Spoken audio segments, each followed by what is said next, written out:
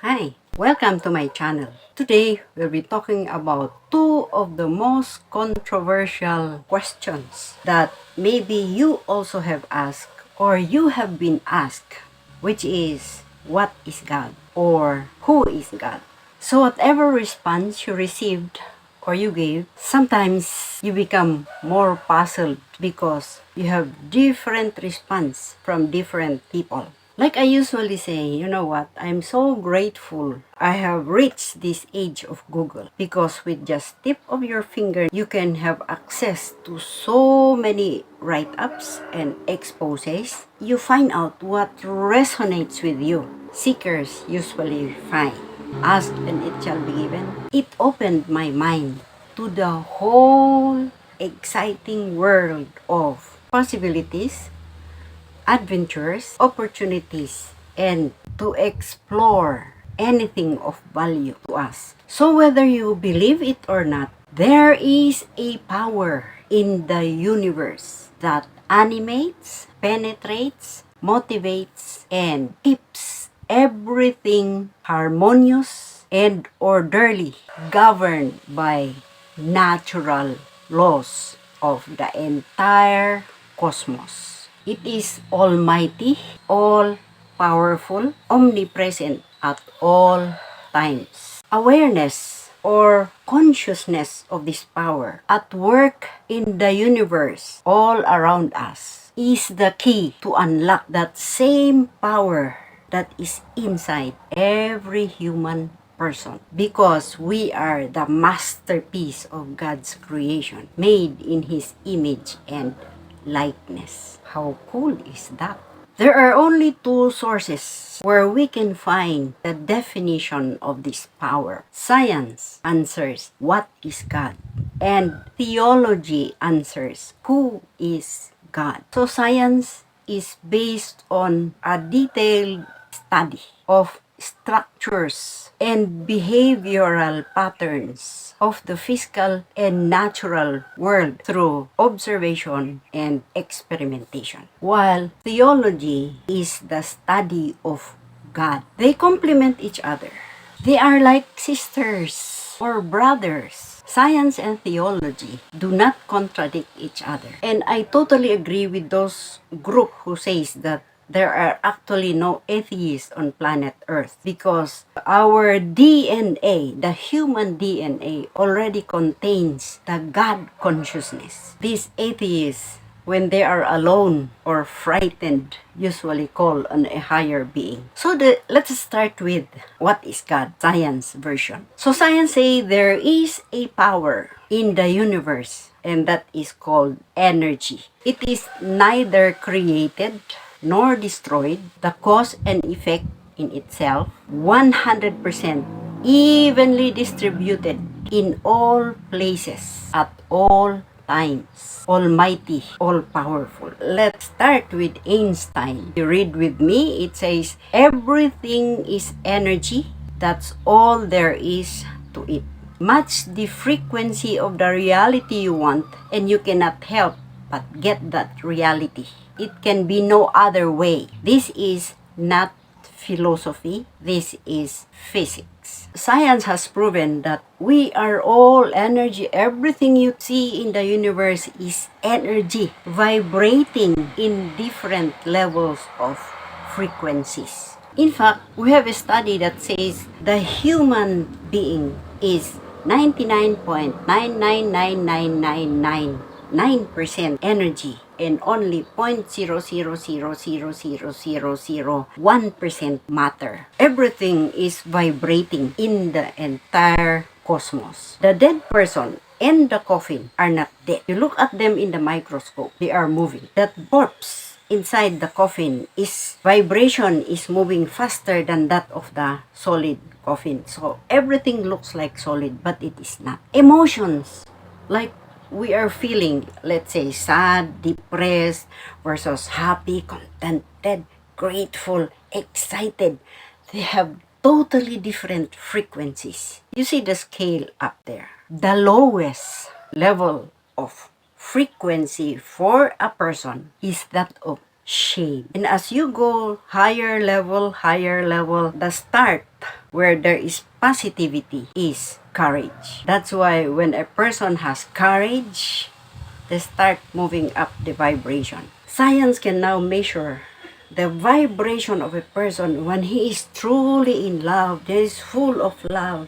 He's full of gratitude. They can measure already. And this is usually what happens in what they call enlightenment or meditative state. That's why I started to learn meditation, because I said, if that is a way to elevate my vibration, let me go there. So God consciousness is the highest form, and that's my dream in my life. It's often referred to as infinite love, infinite intelligence, or some call it the universe. This is science, because they can actually prove.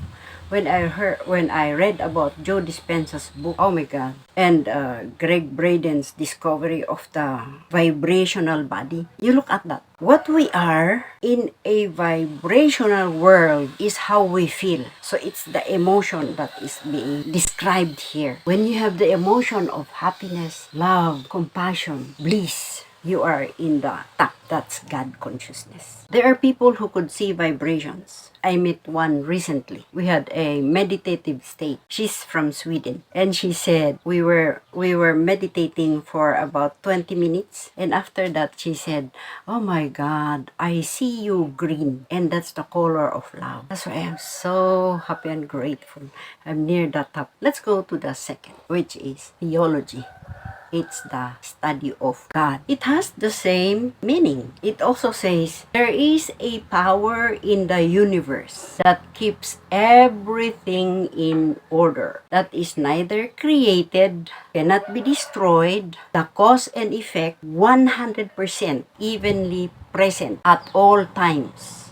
Almighty, all-powerful, or usually referred to as omnipresent, omnipotent, magnificent, and all the attributes. The biggest problem, however, is that it has a different name depending on the locality you are in, on the religion you are in different parts of the world, generally called God or divine. God is often humanized in many religious sects. That's why they make statue, and that's the representation of God. And they have so many disagreements even in sex. Is he a female? Is he a male? Or unisex? And they fight over all this. So, how do you call that power in your locality or religion? Is it Adonai, Allah, Buddha, Shiva, Vishnu, and all the rest? That is the main reason I really like the allegory of this whole elephant. You see that? So we have 5 major religions on planet Earth, beside all the others. If you understand this concept, you stop becoming judgmental. The allegory goes like this. 5 people who never saw an elephant, not even a picture, so they have no idea of what an elephant looks like. They were blindfolded, and they were asked to move forward about 5 feet and touch elephant, and whatever they touch they describe, and that's the description of the elephant. So one person, when he stepped forward, he touched the ears. By the way, an elephant is really so big, about 13 feet high when we went to Thailand. So he started to feel the elephant ears, and he said an elephant is like a big fan. The other one, when he went forward, touched the trunk. So he started to feel the elephant and up to the tip of the trunk. And he said, an elephant is a big tapered worm. The other one went forward and he touched the tail. So he also started to feel all this up to the tip of the tail. And he said, an elephant is a big flug or whip, the one they used to flog those criminals. The fourth one went forward and started to feel the foot of the elephant. So started to feel it is actually as big as that, like a big pillar. And then he noticed there's another one. So he started to feel also, and he said, okay, an elephant are 2 big pillars. The fifth person went forward and facing the body of the elephant. So he started to feel like the endless width, endless height. And he said, an elephant is a big wall. Imagine their surprise and shock when they opened their eyes. because nobody is wrong, nobody is right, because they haven't seen the whole picture of the elephant. Relate that to our topic. Is it my fault I was raised in paganism? Is it your fault you were raised in Christianity, or you were raised Buddhist or a Muslim? No, of course not. You have a different description of God, different attributes of God. But what about the whole picture of God? Do you also belong to this sect of religion where they say, if you do not belong to our group, you will burn in hell, or you will not go to heaven? Because if you are in one of them, it's time to seek and you will find. Ask and it shall be given. And when you seek, you will find the truth, and the truth will set you free, like me. There's another controversial issue prevailing in this theology, that if it is God's will, I will be healed. If it is God's will, I will have the wealth that I want. If it is God's will, I will have the car or the house that I want. Yet the scriptures say, ask and it shall be given. Seek and you will find. When you ask, believe that you have it and you will receive it. As you think in your heart, so you are. But why are we not receiving them? Because the scriptures also say, I wish above all things that you will prosper, be in health, even as your soul prospereth. Where's the missing link? I find it in science, personally. Because nobody told me what to do, how to do, to make things happen in my life. But science can actually explain. I have to be a vibrational match to what I desire. Because the vibration of wealth, abundance, prosperity is extreme opposite of limitation, lack, or scarcity consciousness. They can never match. So in order to get what I want, I have to move up the vibrational level. It's a big course of that if you're interested. We are governed by the number one law of the universe, the law of vibration. Why do you attract people to your life? It's because of your vibration. So whatever is your vibration is attracting those who have the same vibration into your life.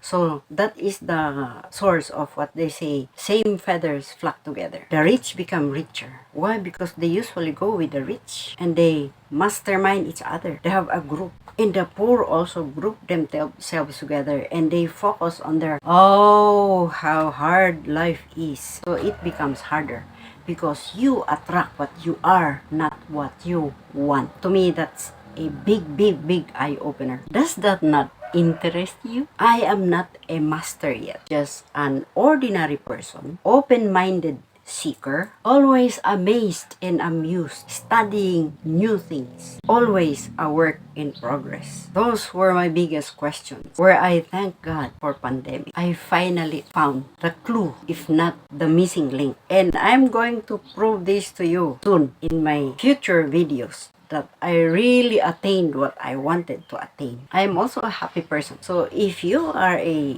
vibrational match to my happiness vibration, you will join my team. And that's why I'm sharing you, because I could actually feel I have already some experiences. And now I understood why I could not get the abundance that I have been dreaming of, because the match is not happening. Thank you for watching to the end. If this video resonates with you, or you have learned anything at all, or any aha moment, please comment below. You may even add additional information for clarity to the viewers, which I would highly appreciate. Finally, please click on the like button below and subscribe to my channel, because I am committed to bring out every week one video, just to give every viewer the physical, mind, and spirit confidence in life. Service to others is the highest form of fulfillment to the giver. Thanks again. See you next video.